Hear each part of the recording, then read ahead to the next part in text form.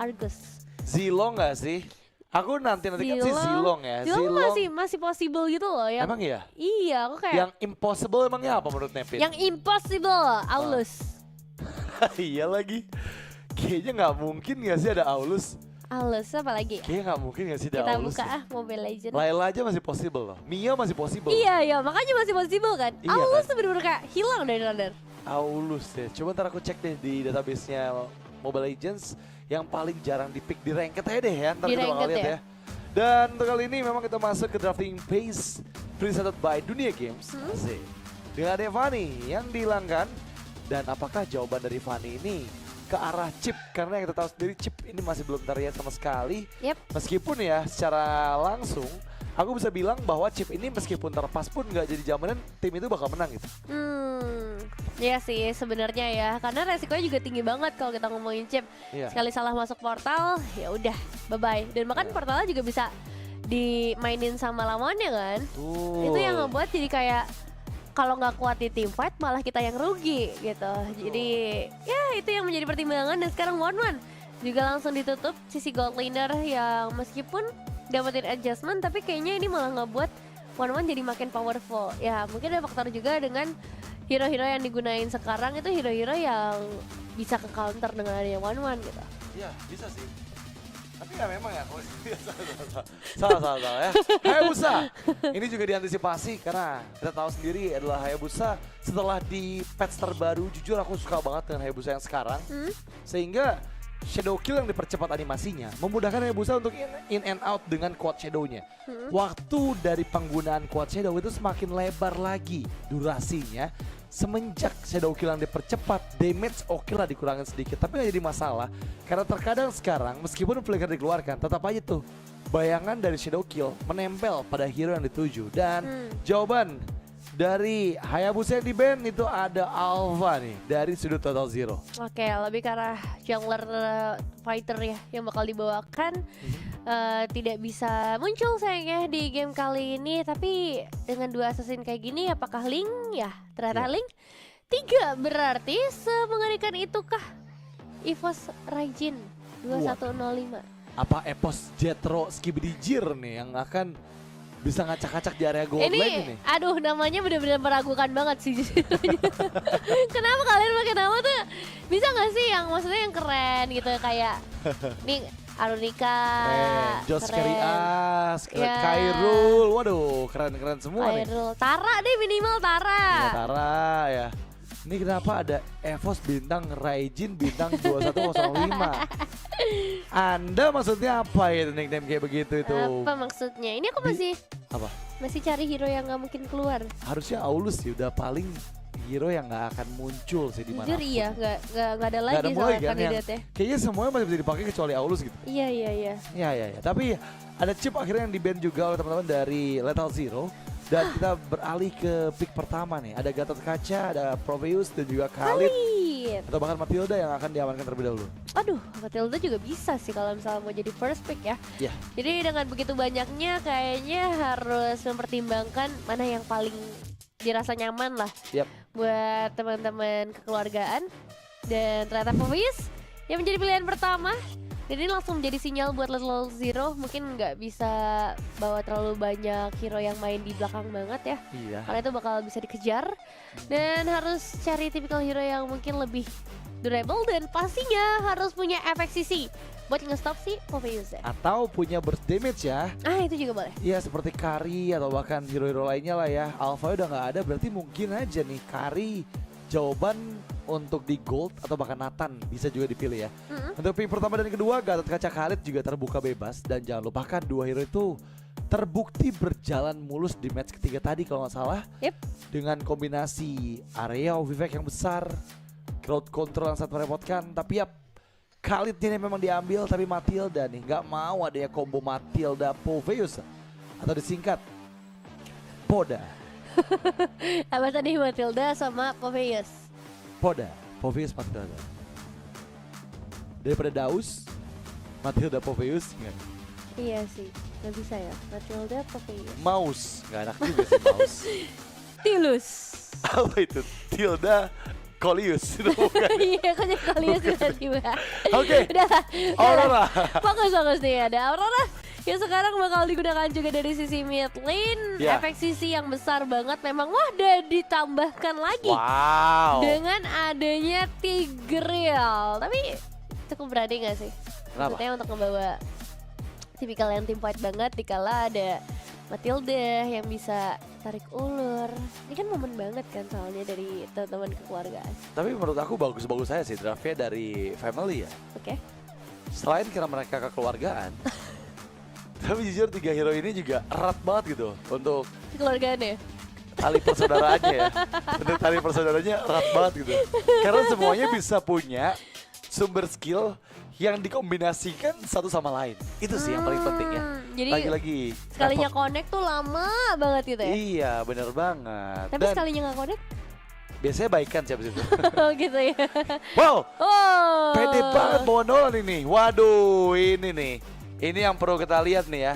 Nolan ini adalah hero yang sebenarnya sangat-sangat sulit ketemu sama Poveus, ketemu sama Tiger, atau bahkan ketemu sama Aurora. Aku bisa bilang kenapa ketemu Aurora Tiga-tiganya susah. tuh. Iya, karena ya baik lagi Aurora mungkin dia bisa di-punish dengan adanya dash ability dari Nolan ya. Dengan gouge-nya, fracture-nya bisa satu combo hilang gitu ya. Tapi efek dari Frigid Glacier ini loh yang kadang ngebuat Nolannya nggak bisa escape dari jangkauan ultimate-nya Aurora. Itu sih yang paling penting. Apalagi Nolan kan ini tipis banget ya. Tipis, dia nggak punya immune. Sering itu kayak Iya. senggol dikit Kayak langsung hati kamu. hilang. Iya gitu. Enggak dong, Langsung hati nangis. Nevin strong banget, kuat dia. Iya. Suyo ya, kenapa nggak Suyo udah dipilih tadi ya? Loh, Iya kan? Iya Ini juga Suyo ya. mahal loh. iya juga ya. Menarik sih. Menurut aku Suyo sama Nolan mahalan Suyo loh. Sama menurut apa? aku ya. Sama One One. Sama Nolan. Oh sama Nolan. Iya. Lebih instan gitu kalau Suyo, tinggal skill 1, skill 2 beres. Nolan kan skill 1, skill 1, skill 1, terus ya skill 1. Terus aja skill satu. Kayaknya bergantung sama preferensi yang pengen mereka mainin sih. Iya sih. Apalagi kalau misal kita Nolan kan kayaknya surprise-nya juga lebih enak ya. Oke, Kayak tapi ada peekaboo. Valentina nih. Mereka nggak mau adanya hero yang cukup merepotkan dengan mengambil nantinya Frigid Glacier ataupun Implosion. Antisipasi ke arah Valentina, ini bagus banget sebenarnya. Dan jujur aku lebih suka draftnya dari Family Esports sih untuk di 3 pick awal dan juga banding ke-4 dan ke-5-nya nih ya. Dan gold lane, mid lane apa nih yang akan dituju? Karena harusnya nggak mungkin ada Matilda gold lane. Oke. Jadi ini udah terdengar Iya, udah terdengar.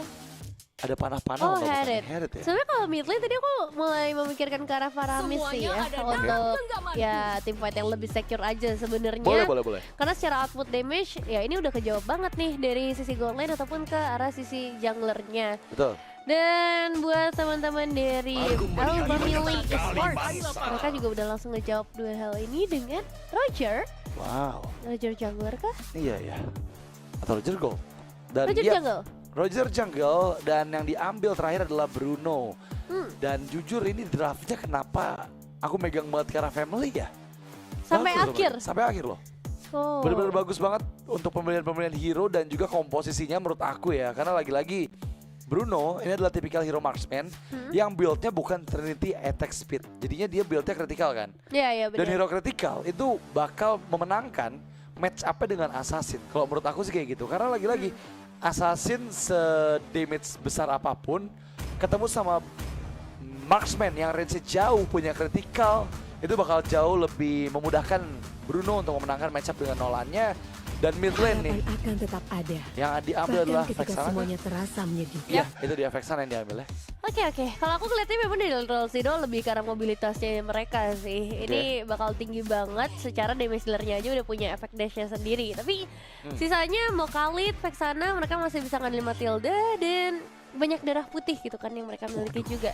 Di Harriet, ada di Matilda. Kalau Radit kan punya darah biru kan. Waduh, ningrat dong aku kalau kayak gitu ya. Tapi anyway teman-teman semuanya, 10 brand hero udah kita lihat nih para super gamers. Menurut kalian siapa sih yang bisa mendapatkan kemenangan? Cukup habis ini. Menurut kalian siapa sih yang bisa mendapatkan kemenangan di match terakhir di hari ini? Ingat ini baru match di hari kedua qualifier.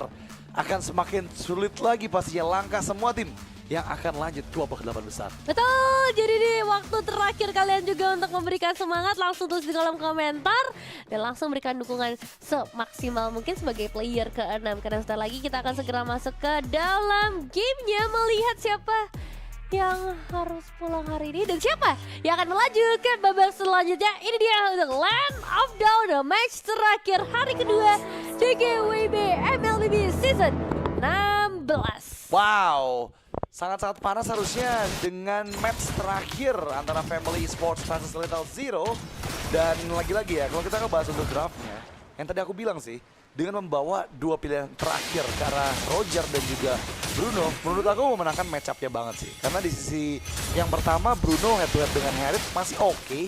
Sama-sama punya damage dari awal game gitu ya. Bruno dengan volley shot-nya, Harith dengan Chrono Dash dan juga Synchro Vision-nya.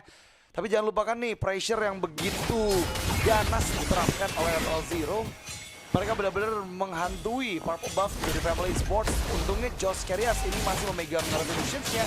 Kairo di sisi lain, wow, hampir saya tereksekusi dan ternyata Vengeance masih bisa membuat buying time yang cukup lama.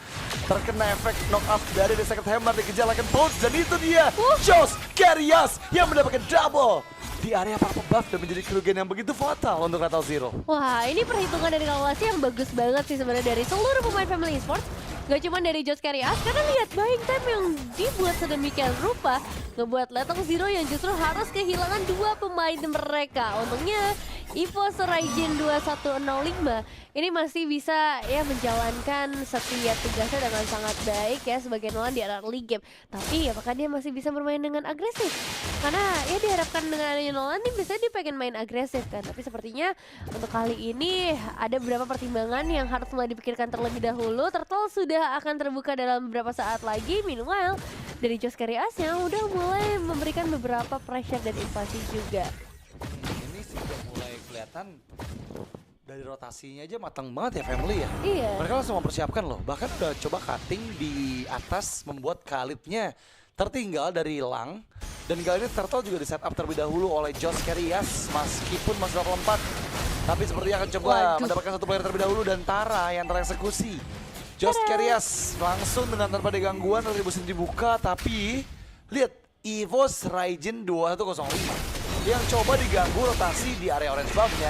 Terkena Dark Wave dan juga Infernal Pursuit. Kairul menjadi badan terdepan untuk melawan dari Lethal Zero. Dan mereka semua dipukul mundur, dipaksa. Buying time cukup lama. Raijin sensor flicker ke arah yang salah. XX Lang belum berhasil membuat momentum. Rugi besar dengan satu buah flicker untuk XX Lan. Dan ya Family Esports harusnya bisa memanfaatkan hal ini. 2 menit ke depan berarti mereka bisa bermain dengan cukup tenang. Terutama dari sisi XP lane-nya nih Kairul yang akan merasakan begitu bebas. 3 Purify dibawa oleh pemain-pemain dari Lethal Zero yang mungkin nanti bisa menjadi jawaban ya atas Frigid Glacier ataupun dari Implosion-nya. Tapi mungkin secara output damage dengan 3 poin eliminasi yang sudah disegel oleh Family Esports itulah yang harus mereka khawatirkan. Burst damage dari Shadow Fiend tidak akan terjawab dengan Purify saja. Jadi ada beberapa item position yang harus mulai dipertimbangkan lagi oleh Lethal Zero, terutama dari segi defensifnya, karena mereka bahwa typical hero-nya bukan yang nahan badan damage sih. Mereka bermain dengan tipe-tipe hero ofensif, sedangkan sekarang mereka dipaksa untuk melakukan defensif. Pemain mulai mengejar Tara, masih bisa melarikan diri. Wow, dan bahkan kita lihat gimana pergerakan dari Family Esports. 4 player bersiap di bagian bottom lane, mengganggu rotasi. Implosion Flicker! What a nice movement by 3-way. Target terlihat. Memang Tara yang udah nggak punya Purify ini menjadi target yang empuk. Beda sama Epos, Jetro, Skibidi Jir yang masih menahan Purify-nya selama 4 menit. Dia belum bisa di-trigger sama sekali juga. Dan setidaknya dengan rotasi yang barusan dilakukan, ini membuat keuntungan ke arah Shadowfen. Karena sekarang harusnya dia memiliki gold dan juga experience di atas dari Epos, Jetro, Skibidi Jir. Betul, dan let's see untuk Turtle kali ini apakah benar masih akan kembali lagi ke tangan Family Esports atau justru dari Lethal Zero bisa mendapatkannya. Karena fight di arena gold lane ini akan terus terjadi sampai siapapun mendapatkan space untuk dengan goldnya dengan lebih unggul. XX Lan mencoba untuk memberikan gangguan tapi zone out dan diberikan oleh seorang 3-way. Dan ya pada akhirnya Josh Karias benar-benar meng-carry teman-temannya dengan satu buah turtle yang cukup mudah. Masih terus berlanjut circling eagle yang dibatalkan dan berarti kita akan mencari target berikutnya. Sebenarnya Lethal Zero dapetin jaringan gold cuma di atas dulu. hilang. Langsung solo pick off 1v1 situations yang dimenangkan oleh Shadowfen, dan itu yang tadi aku bahas ya. Hah? Bruno ini power banget buat ketemu sama hero kayak Harit, karena ya Bruno adalah marksman yang tipikal level kecil pun dia punya volley shot, dia punya stack dari cyber legs-nya. Itu yang memudahkan untuk critical hit dilakukan oleh seorang Bruno, dan jangan lupa kan dengan posisi dia lebih unggul, memudahkan untuk 1v1 dilakukan, dan terbukti Epos Jethro Skibidi dieksekusi seorang diri bagian bawah, sementara Turtle yang kedua jatuh lagi ke tangan Family Swords, 2000 gap gold. Dan aku belum bisa bilang dari EVOS Legend 2105-nya udah punya kontribusi yang besar nih selama 5 menit game berjalan. Aku belum melihat adanya inisiasi yang dia coba lakukan ke arah gold lane minimal dari Family Esports. Iya sih.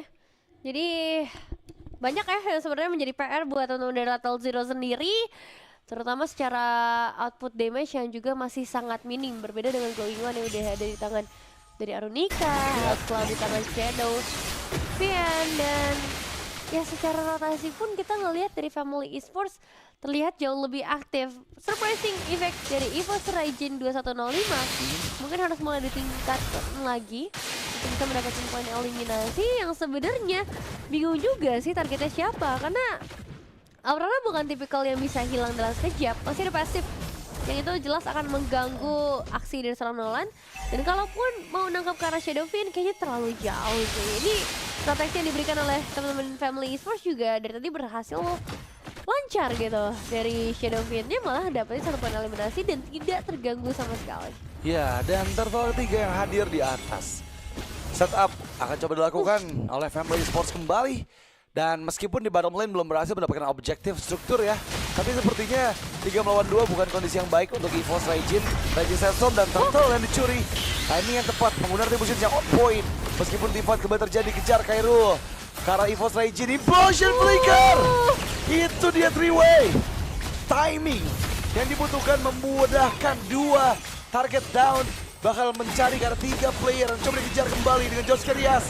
Backupan datang di bagian belakang, coba untuk memegang kembali keadaan dengan zaman force. Damage terlalu menyakitkan, dan gimana Epos Jethro Skibidi menjadi sangat Sigma dengan men-shutdown ke arah Josh Kerias meskipun merelakan objektif di bottom lane.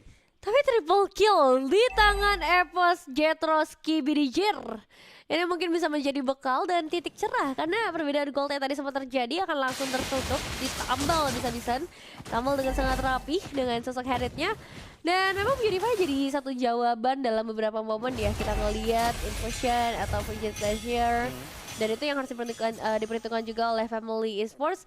Berarti mereka harus mainin team fight jangka panjangnya supaya mereka bisa trigger lagi nih untuk ultimate dengan efek sisi yang berkepanjangan.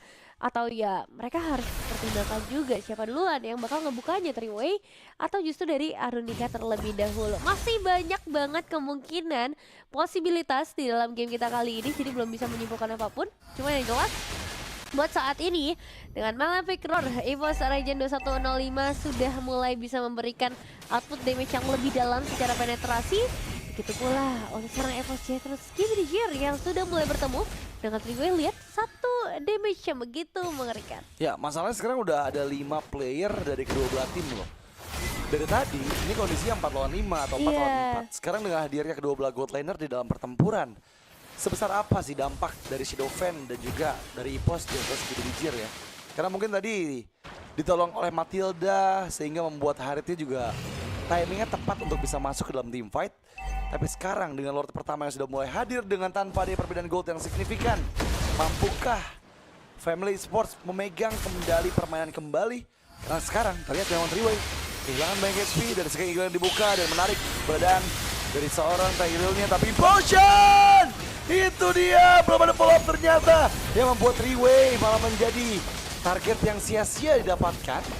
Dan bahkan lihat Josh Kerias mengejar karena EVOS Raijin 2105. Lakukan posisi ditahan, dari posisi dikeluarkan. Memang 3-way dieksekusi dan juga Shadowfen, tapi lihat Josh Kerias masih mencoba mengejar teman-teman lainnya dari Rattle Zero yang udah kehilangan setengah HP lebih, memudahkan dia untuk mengetahui keberadaan dari mereka. Waduh, tuker satu ya ternyata yang terjadi. Family Esports harus kehilangan 2 pemain mereka. Retribution juga tadi sama-sama digunakan pada saat pengejaran antara kedua belah jungler.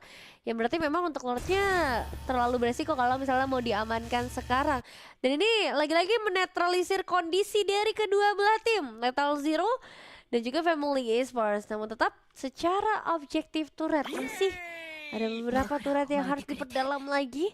Dan secara itemization, Feather of Heaven di tangan Epos Jetros Kibidijar ini udah cukup menjawab ya apa seberapa besar gitu dampak dari Hadid di game kali ini. Dan sayangnya belum ada item defensif untuk mengatasi damage dari Hadidnya. Mungkin setelah ini item selanjutnya yang bisa saja dibawakan entah itu oleh seorang Kyril atau Three-Way. Iya, kayaknya akan menuju ke arah Athena Shield ataupun Radiant Armor nih. Dari Three-Way-nya setengahnya untuk ngebuat dia kalau dapat momentum kayak tadi dia bisa biting dan lebih lama lagi sih. Nggak langsung hilang kayak tadi ya. Tadi benar-benar cepet banget untuk Three-Way-nya dieksekusi. Mengingat juga damage dari Vexana, dari Hadid ini udah benar-benar besar banget nih. Dan untuk Lord masih ditarik ulur, Taranya belum terekspos sama sekali loh. Ini nggak ada yang lihat Tara, apa itu semak-semak tengah? 3 orang muter-muter doang, nggak ada yang ngelihat kah? Nggak ada yang masuk coba. Dan Diwarahin. ya memang ya untuk kali ini Tara sudah terdeteksi tapi kembali tarik ulur aja. Gak mau terlalu memaksakan Lord yang pertama karena jujur ini udah Lord yang bisa dipegang oleh kedua belah tim karena momentum dari Raging Storm-nya juga sangat berbahaya. Khairul membuka peperangan. Infernal Pursuit terlalu dalam sepertinya. Dilakukan memang mengenai Dark Wave dan dikejar. Epos Jetros Kibidijar dipaksa untuk recall terlebih dahulu. Tapi Lord kali ini akan coba dipegang dan Raging Implosion Three-Way. Belum ada follow-up lagi loh, ini teman-temannya pada nggak responsif banget sih. Berkali-kali flicker implosionnya nggak berhasil dikombinasi sama sekali dan malah membuat Ria terpanis. 4 melawan 5, Voice terlalu menyakitkan, sudah berhasil. Tapi lock didapatkan oleh seorang Vexana. Dan bahkan kali ini 3 member hilang, tershutdown sudah Epos Jetros Kibidijar. Double untuk Shadowfen. Dua kata, sama aja. Iya. Sama aja sebenarnya kalau kita ngeliat dari kedua belah tim ini, Family Esports dan juga Lethal Zero, dua-duanya punya momentum yang bisa mereka maksimalin, tapi dua-duanya juga harus kehilangan momentum tersebut. Lethal Zero dengan satu buah Lordnya, mereka bagus banget ya untuk ngehandle source goal yang udah kebuang dari Family Esports. Tapi dengan banyaknya source goal tersebut yang udah kebuang, nggak seharusnya dua pemain hilang di sana. Dan ya pada akhirnya ini hanya menjadi Lord giveaway saja, memperpanjang game kita untuk mungkin masuk ke arah late game. Dan Family Esports satu implosion yang sangat mahal harus dicuekin gitu aja. Itu sedih sih, apalagi tadi targetnya udah langsung connect menuju ke arah Nolan. Jadi player termahal juga setelah adanya Hadid dari Lethal Zero, tapi hal itu hilang di depan matanya. Jadi sekarang waktunya untuk reset dari kedua belah tim. Tidak boleh lagi ada mistake yang terjadi kalau misalnya mereka benar-benar pengen dapetin game kali ini. Karena secara perbedaan gold tipis, secara turret juga nggak berbeda terlalu banyak. Sama-sama masih punya ke arah inner turret, hanya outer turret di area mid lane saja yang harusnya bisa di take down kalau misalnya Lethal Zero punya objektif Lord yang bisa dimaksimalkan, bukan seperti Lord yang pertama tadi. Dan buat Family Esports, mereka sepertinya udah mulai tahu deh cara menjawab team fight besar, cara menjawab kehadiran dari Epos Jetros Kibidijar. Iya, tapi di bagian bawah ini belum ada manajemen yang dilakukan loh. Itu masih super wave harusnya. Dan memberikan poking damage juga beberapa hit ke arah inner turret. Dan ya harusnya menjadi kerugian tambahan nih ya. Selain kehilangan momentum di Lord yang tadi saya didapatkan oleh seorang LD Midsommar. Tapi Implosion kembali. Timing yang tepat dikeluarkan oleh Three-Way meskipun belum ada follow up yang kembali. Dan ya, lihat gimana Second Eagle, Three-Way down. Satu member hilang, Elite Someone dipaksa mundur dan damage dari Poison menyakitkan dan bahkan flicker. Dihindari dengan Winter Crown, itu timingnya juga bagus. Shadowfen kali ini memaksa mundur semua player Lethal Zero meskipun banyak ketidaksinergian dari Family Esports. Untungnya Shadowfen ini yang ternyata terbukti ya bisa gendong-gendong Family Esports. Iya, itu dia. Satu momen lagi ya yang harus dimaksimalkan memang karena 30 detik lagi kita akan segera menuju ke arah Lord selanjutnya. Kondisi yang cukup stabil dari kedua belah tim, tapi mungkin dua flicker yang hilang dari Family Esports ini akan cukup berpengaruh. Shadowfen harus bisa ngejaga dirinya dengan sangat baik. Karena untuk mengandalkan sisi frontline mungkin dia hanya bisa mengandalkan Three-Way saja yang udah 4 kali terpick off juga. Entah untuk sekarang apakah sudah ada item magical defense di dalam tubuhnya untuk menahan damage dari Hadid atau belum. Dimana yang jelas ini waktunya untuk setup. Dan Lethal Zero juga masih punya kesempatan yang sama. 2000 perbedaan gold di menit 14 bukan jadi hal yang terlalu signifikan. Tinggal bagaimana mereka coba untuk membuka dulu area setupnya. Gimana caranya mereka bisa membuat sosok Imposter Raijin ada dekat sana dan itu dia gagal. Retribution dari seorang EVOS Legend gagal dan dipelihara for nothing. Iya, nggak apa-apa. Santai. Sabar. Minggir lo Nolan. Tapi memang ya, tadi hampir aja kecuri untuk Lord yang kedua. Heeh. Dan untungnya timing dari Retribution yang kurang tepat dari EVOS Legend 2105 ya. Ini memudahkan Family Esports untuk kembali memegang jalannya permainan. Memang dengan gak ada implosion di menit-menit tadi nggak jadi masalah karena Flicker juga belum available. Kalau sampai tadi Flicker juga keluar itu baru rugi. Sekarang kita lihat nih, kondisinya Lethal Zero bakal coba di-press dari 3 wave yang berbeda. Bagian tengah jangan didorong. Bagian tengahnya jangan didorong. Sabar ya. Jangan dihabisin minionnya karena nanti nggak bakal 3 wave minion. Karena ini kuat loh dari high ground yang dibawakan oleh teman-teman dari Lethal Zero. Mereka punya 2 area of effect yang besar dari Vexana dan juga dari Herald-nya. Jadi nggak akan mudah harusnya kalau cuma 2 wave aja. Dan sekarang charge dari Lord, inner turret pertama dihancurkan. Mid lane didapatkan, Lang terlalu maju dan itu dia eksekusi yang begitu manis dari Shadow Fan. Nggak bisa mengkalkulasi damage yang masuk membuat Lang dirugikan. Dan bahkan kali ini Lethal Zero bisa dihabiskan 2 base turret yang mid lane hancur. Baru lane dituju dengan Lord yang masih menahan charge-nya. Adanya Implosion yang kembali dibuka dengan Second Hammer itu loh. Yang aku nantikan low follow apa cepat. Nggak kayak 2 implosion sebelumnya dan bahkan Tara juga dipaksa mundur base terbuka. Family Sports yang lanjut ke babak 8 besar. Congratulations Family Sports dengan chemistry kekeluargaannya yang membawa mereka menuju ke babak selanjutnya. Tapi jelas